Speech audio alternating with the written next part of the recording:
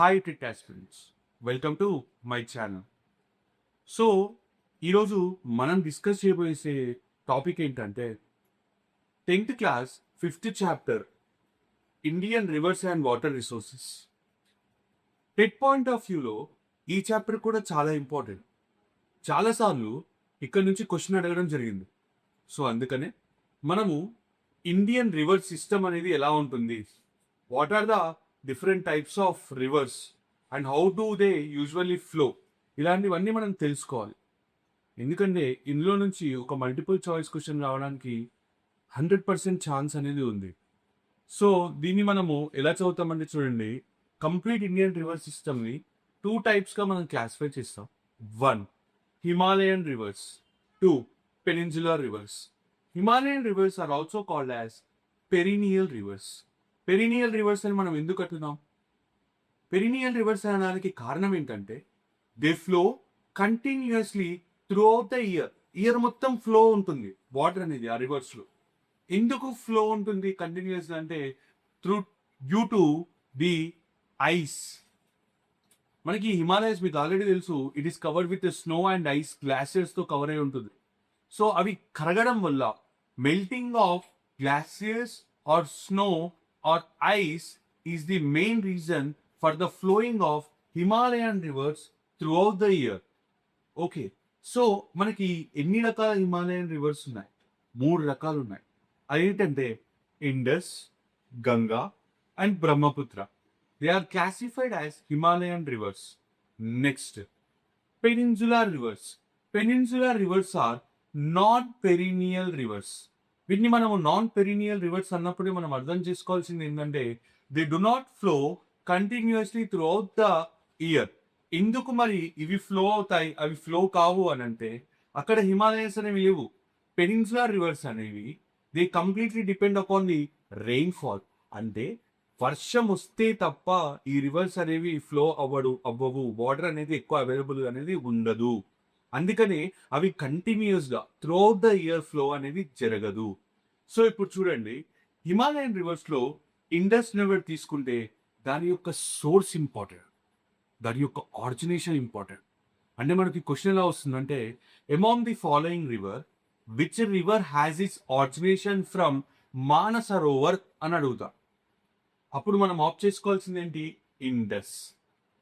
So Indus river is originated from Mansarovar which is located at టిబెట్లో locate అయి ఉంటుంది.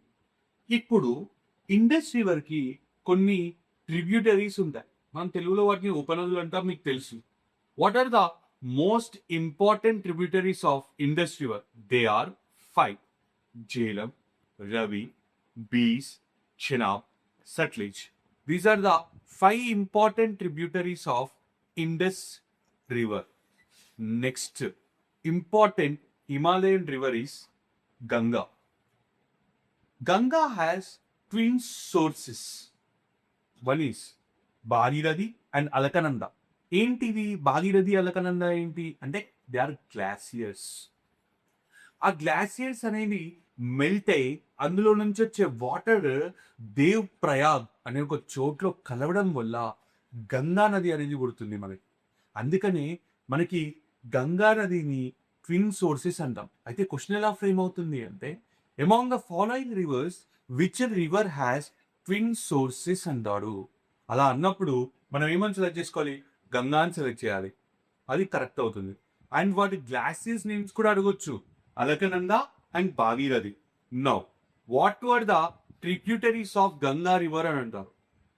చంబల్, ఖేన్, బెట్వా, సోన్.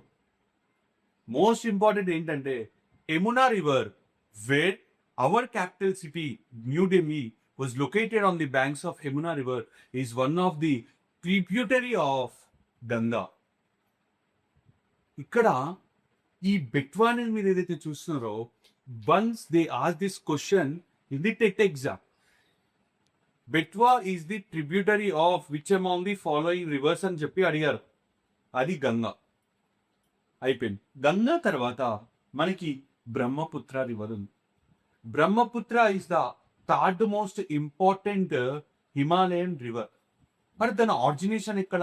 Origination వచ్చేసి చేముండంగ్ గ్లాసియర్ పేరు అక్కడ నుంచి మనకి బ్రహ్మపుత్ర రివర్ అనేది ఆరిజినేట్ అవుతుంది.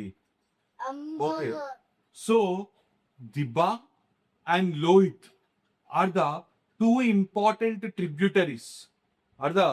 important tributaries of Brahmaputra river. ఈ ట్రిబ్యూటరీస్ కూడా చాలా ఇంపార్టెంట్, ఎందుకంటే ఈ నేమ్ అనేది దిబాంగ్ అండ్ లోహిత్ అనేది మనని కన్ఫ్యూజ్ చేసే ఛాన్స్ ఉంది. This is about Himalayan river system. Next మనకి ఇక్కడ చూడండి పెనిన్సులార్ రివర్స్ ఉన్నాయి. పెనిన్సులార్ రివర్స్ లో the most important peninsular rivers are Godavari and Krishna. ఎందుకు ఇంత ఇంపార్టెంట్ అంటే Godavari is the second largest river in the country and it is also called as Dakshina Ganga.